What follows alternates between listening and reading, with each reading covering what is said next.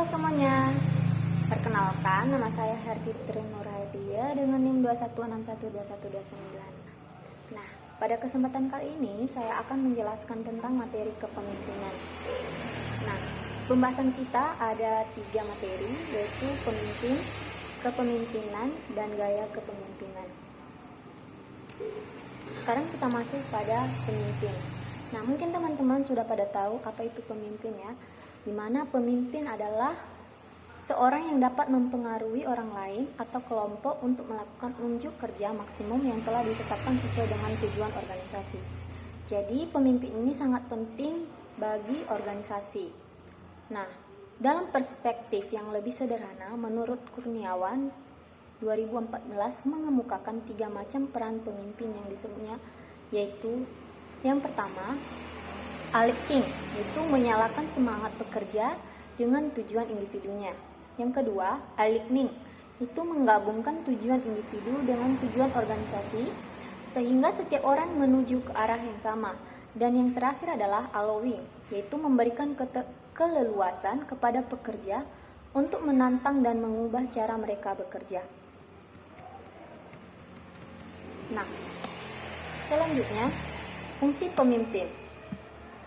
Ada 4 fungsi pemimpin. Yang pertama yaitu fungsi perencanaan, di mana fungsi perencanaan bagi pemimpin dalam manajemen merupakan aktivitas yang berusaha memikirkan apa saja yang perlu dikerjakan, berapa ukuran dan jumlahnya, siapa saja yang melaksanakan, mengendalikan agar tujuan organisasi dapat dicapai. Yang kedua adalah fungsi pengorganisasian, di mana fungsi ini bagi pemimpin adalah suatu proses pembagian kerja melihat bahwa ada unsur-unsur yang saling berhubungan, yaitu sekelompok orang atau individu. Ada juga kerjasama dan ada juga tujuan tertentu yang telah ditetapkan. Yang ketiga adalah fungsi kepemimpinan, di mana implementasi aransemen yang sudah disusun pemimpin melalui dukungan orang lain. Dan yang terakhir adalah fungsi pengendalian, yaitu kemampuan pemimpin dalam melakukan fungsi-fungsi pengendalian. Misalnya mengendalikan sebuah organisasi.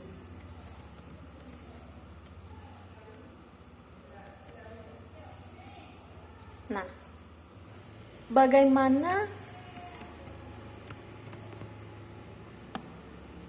selanjutnya adalah bagaimana organisasi ini sebagai pemimpin. Selanjutnya, proses berpikir pemimpin. Bagi seorang pemimpin, seharusnya dituntut untuk memimpin rapat, di mana dengan cara yang pertama, kenalilah dan isolasilah problem atau masalah yang bersangkutan. Yang kedua, buktikan bahwa fakta-fakta yang dikenal dan kemudian lakukan evaluasi tentangnya. Ketiga, rumuskanlah kesimpulan yang mungkin dapat diubah, dimodifikasi atau divariasi. Dan yang keempat, rumuskanlah kesimpulan akhir. Nah, selanjutnya kita masuk pada materi kepemimpinan. Nah, kepemimpinan ini sangat-sangat meluas pengertiannya ya teman-teman ya. Karena kepemimpinan ini di mana-mana pasti ada gitu. Ya, di rumah pun ada kepemimpinan. Nah, di sini menurut Yudiatmaja 2013 bahwa kepemimpinan merupakan suatu proses dengan berbagai cara mempengaruhi orang atau sekelompok orang untuk mencapai suatu tujuan bersama. Kepemimpinan adalah aktivitas untuk mempengaruhi perilaku orang lain agar mereka mau diarahkan untuk mencapai tujuan tertentu.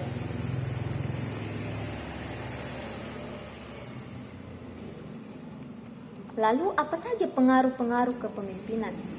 Ada 3 ya pengaruh kepemimpinan. Yang pertama, meliputi orang-orang. Yang kedua, bekerja dari sebuah posisi organisator. Dan yang ketiga, timbul di dalam sebuah situasi yang spesifik. Kepemimpinan timbul jika ketiga faktor tersebut saling mempengaruhi satu sama lain.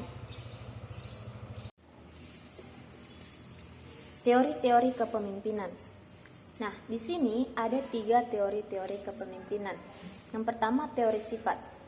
Teori sifat disebut juga teori genetik karena menganggap bahwa pemimpin itu dilahirkan bukan dibentuk. Nah, teori ini juga menjelaskan bahwa eksistensi seorang pemimpin dapat dilihat dan dinilai berdasarkan sifat-sifat sejak lahir sebagai suatu yang telah diwariskan. Teori ini juga mengatakan bahwa kepemimpinan diidentifikasi berdasarkan atas sifat atau ciri yang dimiliki oleh para pemimpin. Pendekatan ini mengemukakan bahwa ada karakteristik tertentu spesifik sosialisasi inteligensi yang esensial bagi kepemimpinan yang efektif dan merupakan kualitas bawaan seseorang. Yang kedua adalah teori perilaku.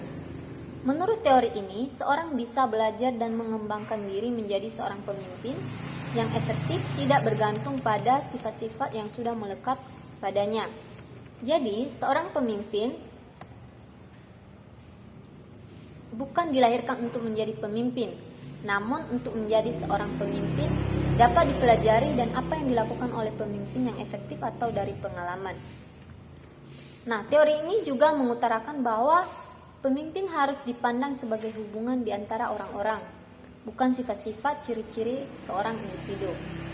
Yang ketiga adalah teori lingkungan, di mana kepemimpinan dalam teori ini mengacu pada pendekatan situasional yang berusaha memberikan model normatif. Teori ini secara garis besar menjelaskan bahwa keberhasilan seorang pemimpin dalam menjalankan tugasnya sangat tergantung terhadap situasi dan gaya kepemimpinan yang dipakainya.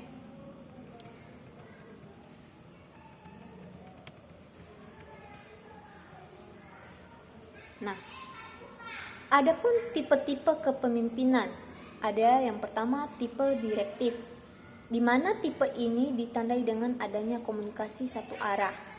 Yang kedua, tipe partisipatif, yaitu kontrol atas pemecahan masalah dan pengambilan keputusan antara pemimpin dan bawahan dalam keadaan seimbang.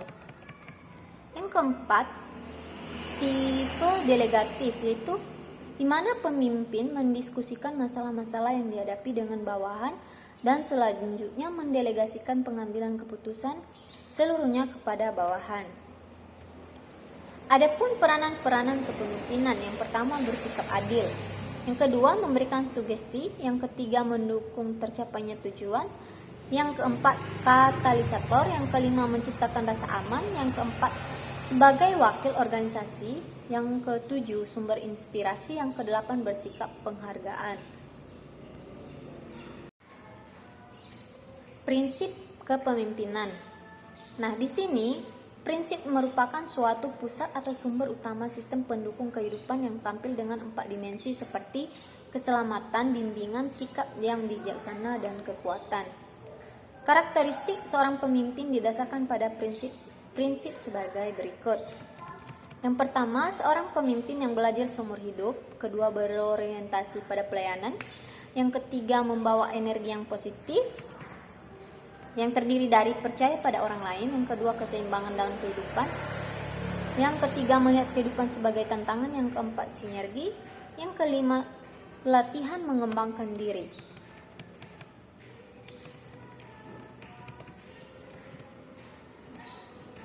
Lalu bagaimana kepemimpinan yang efektif dan efisien?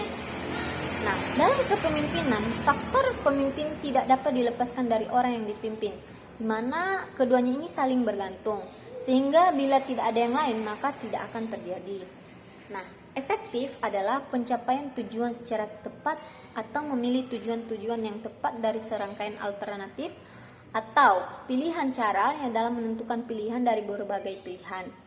Sedangkan efisien adalah ukuran tingkat penggunaan sumber daya dalam suatu proses.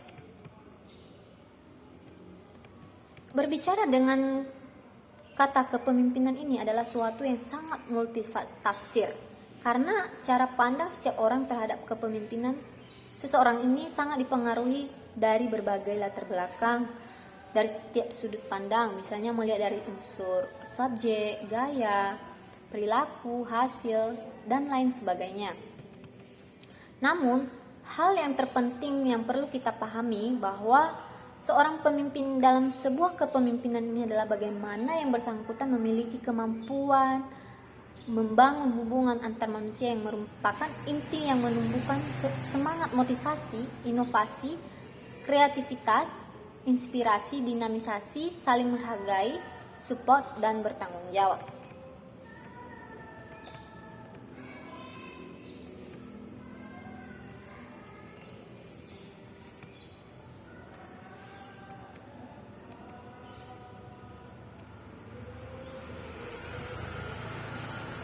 Lalu bagaimana cara mengembangkan sifat pemimpin yang efektif? Mungkin teman-teman juga pengen tahu apa dan bagaimana caranya gitu. Jadi yang pertama dengan melakukan kejujuran. Yang kedua, kepercayaan diri. Yang ketiga, originality, kreativitas, flexibility, adaptasi, karisma. Itu semua harus dimiliki oleh seorang pemimpin. Di mana pemimpin ini harus senantiasa meningkatkan kemampuan mempraktekkan keterampilan, mencari peluang, mengembangkan potensi anak bangsa. Nah, itu adalah seorang pemimpin.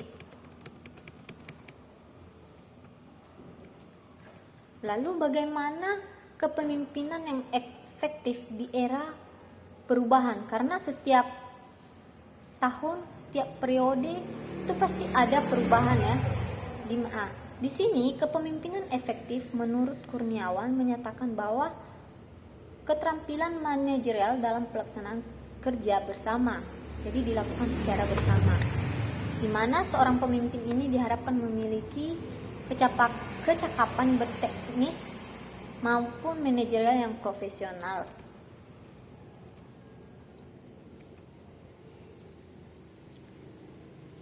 Lalu, apa saja faktor-faktor yang mempengaruhi efektivitas kepemimpinan? Yang pertama,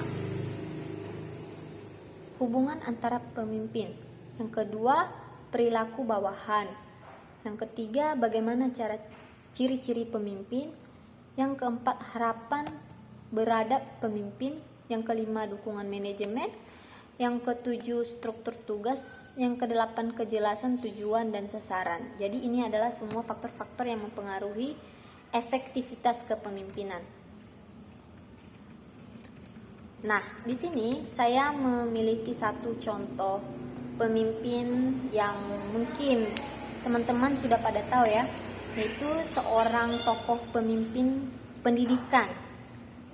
Nah, namanya Ki Hajar Dewantara, di mana dia telah memunculkan konsep kepemimpinan yang sangat relevan, di mana dia menerapkan sebuah organisasi di Indonesia. Nah, di sini dia itu memberikan contoh di tengah-tengah siswa-siswa, di tengah pemuda-pemudi. Dia menunjukkan semangat, sehingga muncullah semangat bagi pemuda-pemudi untuk tetap memajukan kesejahteraan Indonesia ini.